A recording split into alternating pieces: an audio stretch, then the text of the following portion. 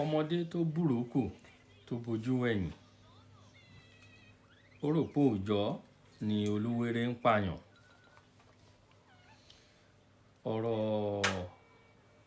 ọ̀rọ̀ bá délẹ̀ tán ńgbà míì a máa kan jẹ́jẹ́ ni mo jókòó mi.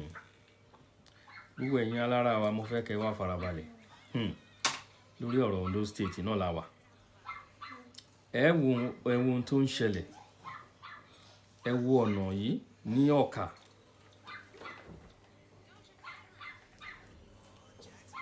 ẹ wo ọ̀nà ní ìlú Ọ̀kà Ayégúnlẹ̀ tí ẹ bá ń bọ̀ láti Ọ̀wọ̀ ẹ bá ń lọ sí Àkùngbá before Àkùngbá ní bíbá yìí. ẹ wo fídíò tẹ́ ń wò tó ń jà rànràn nísàlẹ̀. This is our state hospital. Ó ti teaching the hospital ń sìn nílùú Àkúrẹ́. Àwọn dókítà daṣẹ́ ńlẹ̀. Àwọn dókítà wọ́n ti daṣẹ́ ńlẹ̀. Wọ́n gbé èèyàn lọ síbẹ̀ léèní ń sìn léèní Saturday. Kò sí dókítà lẹ́nu iṣẹ́ nínú ìlú. Ṣùgbọ́n tára ara wọn ò bá yá àbára ọmọ wọn ò bá yá. Ìlú òyìnbó lára àwọn ọmọ wọn wà. Kò sí èyí tó kàn wọ́n pẹ̀lú ẹ̀. Kò sí èyí tó kàn wọ́n pẹ̀lú ẹ̀. Ọ̀hun làwọn nǹkan tá à ń wí. Màá release fọ́nrán yìí sí kẹ́yìn náà kẹ́ wò. Ẹ wo ojú ọ̀nà Federal Road. Ẹ wo Federal Road. Ẹ farabalẹ̀ ń sìn, màá fẹ́ kẹ́ wo fọ́nrán yìí. State hospital wa lélẹ̀ FMC Ọ̀wọ̀ the same thing. Ó ní particular test wọ́n fẹ́ ṣe ní FMC Ọ̀wọ̀ tí ò sí machine wọn ti bàjẹ́. Àwọn àrílò wọn yà á dẹ̀ dákẹ́. Ẹ jẹ́ ká kọ́kọ́ wo fọ́nrán yìí náà. Wọ́n ṣe àwọn kan ṣèṣe o.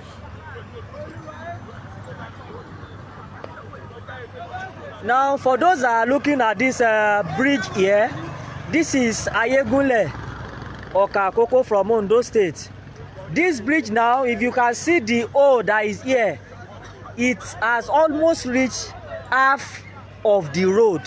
And now there's an accident that happened this evening. Look at the accident. Look at the Oma bus, 18-seater bus now. Look at the police here. And I think the road safety, they had left. So we are calling on the government, they should find a lasting solution to this bridge. This is Ayégúnlẹ̀ Ọ̀kà from Ondo State, Akoko Southwest Local Government Area.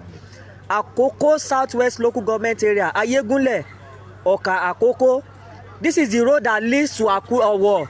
This is the road that leads to Àkùngbá. So the government should please help us on this major. Ẹ wo ojú ọ̀nà Federal Road lẹ́ ń wò yẹn o. Federal Road lẹ́ ń wò yẹn o. Ó ní mo pa lówe pé ọmọdé búròkù bojú ẹ̀yìn ṣé òòjọ́ lórò pé olúwere ń pa ni. Bẹ́ẹ̀ni ọmọ tó sọ òkò sí orí òrùlé ṣé mo pé ó fẹ́ gbóhùn ará ilé ni. Ó fẹ́ gbóhùn ará ilé.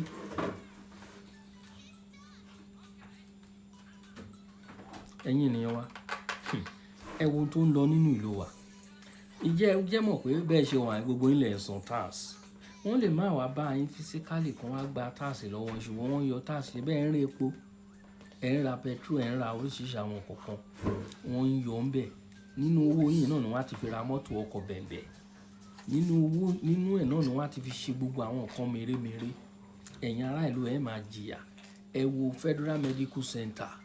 Kò sí nǹkankan bẹ̀. Àwọn dókítà ọlọ́pọlọ pípé wọ́n wà ń bẹ̀. Kò sí equipment fún wọn láti fi ṣiṣẹ́. Tọ́ máa ń gbé èèyàn bọ̀ dìgbàdìgbà ń sìn odidi state hospital Ondo State Hospital. Wọ́n ti sọ di teaching hospital ń sìn. Àwọn dókítà daṣẹ́ ńlẹ̀. Ẹ wá béèrè lọ́wọ́ èmi àti rẹ̀ kí ni ìdí tí àwọn dókítà fi daṣẹ́ sílẹ̀ tó wọ́n ṣiṣẹ́. Nígbà tó wọ́n ṣe wọ́n bóyá kán ṣe wọ́n. Wọ́n san sálárì fún wọn. Àwọn àjẹmọ́nú kọ̀ọ̀kan tó yẹ kán máa san kò yẹ kán máa fi irú wọn torí wọn kì í sùn. Ibẹ̀ ni wọ́n wà shifting.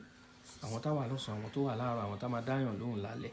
Léni ni Saturday. What is today date? Ẹ jẹ́ kí n wo today's date. Today is 11/4. Òun ni fídíò tẹ́ ń wò yẹn. Àwọn ọkọ̀ yẹn á wà rí inú àwa máa tí bá fẹ́ lọ sí hospital ní sọ mo lè pè máa kàn pè wọ́n ni ẹ fún mi ní appointment mo fẹ́ rí doctor, wọ́n á check gbogbo nǹkan tí mo fẹ́ kàn check, wọ́n á fún ẹ lóògùn lọ́fẹ̀ẹ́ nínú ìlú onílùú nìyẹn o. Àwa wá jáde à ń ṣe àwọn èèyàn létí pé àwọn olóṣèlú wọ́n ti jẹ yín máyé, ṣùgbọ́n àwọn kọ̀ọ̀kan tí wọ́n ta sílẹ̀ fún àwọn ènìyàn kò jẹ́ káwọn ènìyàn mi gbọ́n. Àwọn ènìyàn mi ṣègbé nítorí wọn ò ní mọ̀. Ọ̀pọ̀lọpọ̀ ìpè àwọn èèyàn fẹ́ pe fóònù mi pa ní ìjẹta. Àwọn èèyàn fẹ́ pe fóònù mi pa. Facebook ni o, ẹni tó bá ní nọ́mbà máa pè lórí Facebook, pè drop message even títí up to date. Òun ni mo ṣe. Mo gbọ́dọ̀ respect àwọn ènìyàn mi. Inú mi dùn sáwọn ọ̀pọ̀lọpọ̀ àwọn ènìyàn tó mọ̀ pé àwọn ọ̀rọ̀ tí mò ń sọ lóòótọ́ ni mò ń sọ. Mi ò bá yàn jà. Inú mi dùn sáwọn kan. Mo rí kọ́mẹ̀ntì ẹ̀gbọ́n kan. God bless you Bọ̀dá Délé. Pẹ̀lú kọ́mẹ̀ntì tí mo rí níbì kan. Bọ̀dá Délé wọ́n mọ̀ra wọn. Bàbá mi gidi ni wọ́n.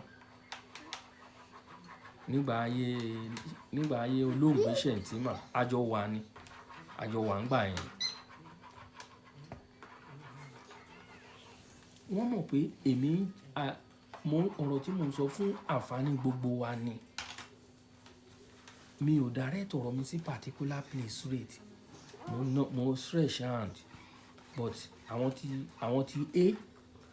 àwọn ò ń sọ̀rọ̀ wọ́n dákẹ́ ni. Àwọn tí B wọ́n sọra wọn di bullet proof. Anything tẹ́ni ọba ti sọ máa fara gbà. Wọn fẹ́ kó lọ síbẹ̀. Ṣùgbọ́n nígbà tí a ti wá ń bá dé ilé ìwé tí fẹ́ bá dé, òun mo ṣe sọ pé ọmọ tó sọ̀kò sórí òrùlé ó fẹ́ gbóhùn ará ilé. Ṣùgbọ́n ṣó wá yẹ ká ṣe bẹ́ẹ̀? Kò yẹ ká wá ṣe bẹ́ẹ̀. Ó ti ń lọ síbi tí ó jẹ́ pé àwọn èèyàn asín á wá gbóhùn ara ẹ̀. Ó ti ń lọ débi tí asín á gbóhùn ara ẹ̀. Àti nǹkan tí àwọn èèyàn ò mọ̀, wọ́n á wá mọ̀. Even títí di orí èèyàn tí ó rò pé bóyá bàbá àwọn ti jẹ́ olórí ìlú rí, ó ti jẹ́ nǹkan kan. Gbogbo kíní ní lọ́wọ́ wa. Mo ṣe kọ́ ní last time pé ẹ wo ìwé ìtàn pọ̀ ńlẹ̀ lọ́wọ́ wa. Ẹ má jẹ́ ká bàlújẹ́. Ẹ má bàlújẹ́ nítorí ọdún mélòó kan á kúrò ńbẹ̀. Ẹ má bàlújẹ́. Ẹ má sọra wa dàdàkúdà. Tí àwọn èèyàn pè mí, àwọn àgbàlagbà bá mi sọ̀rọ̀, mo dẹ̀ gbọ́dọ̀ gbọ́. If not so, mi ò rò pé mo rẹ́ni tó lè mú mi o. Pẹ̀lú àwọn ọ̀rọ̀ tó wà lẹ́nu mi tí mo fẹ́ tú síta.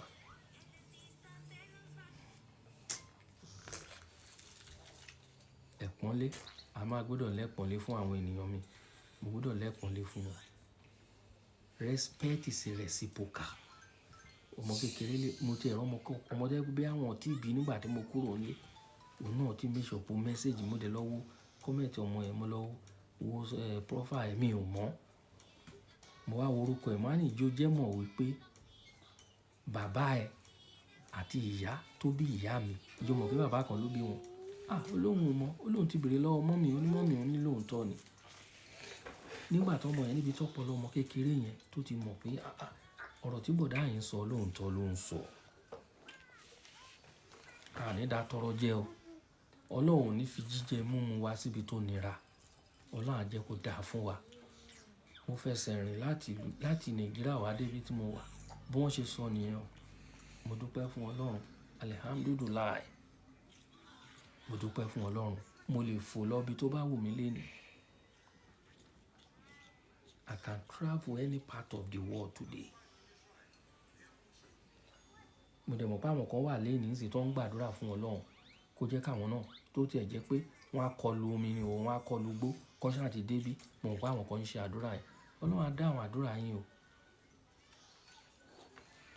Bó ṣe rí nìyẹn. Ọlọ́run á ràn wá lọ́wọ́. Ẹ wo àwọn ọ̀nà àlọ́nà, kò sí iná, kò sómi, kò sí nǹkankan, kò sí olóṣèlú tó lè jáde kó wá sọ nǹkan táwa ń sọ. Kò sí olóṣèlú náà. A dára fún gbogbo wa. Ìgbà kan ò lọ bí òréré. Ó lọ̀rọ̀ ilé ayé. Kò ní jù báyìí lọ. Èmi ọmọ yín náà ni àbúrò yín o. Ọmọdé burúkú, ògbójú wẹ̀yìn. Àní fẹnu tẹ̀wé o.